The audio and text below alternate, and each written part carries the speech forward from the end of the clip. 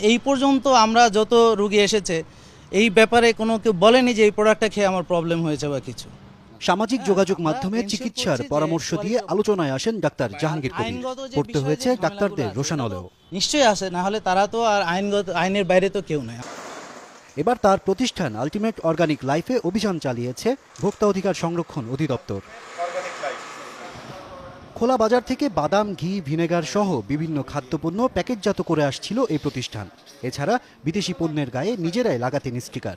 দেখেন, আপনি এখন যদি চীনা বাদাম ওখান থেকে কিনে আনে এখানে রেখে বিক্রি করেন ভাই, এটা তো যে কেউ করতে পারবে। Quality of products must ensure, এবং এখানে সেটা করা হয়।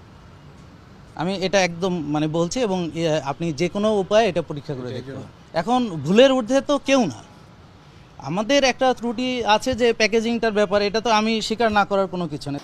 ভোক্তা অধিকার বলছে বৈধ কাগজপত্র ছাড়াই ব্যবসা করে আসছে আলটিমেট অর্গানিক লাইফ। এজন্য প্রতিষ্ঠানটিকে জরিমানা করা হয় 3.5 লাখ টাকা।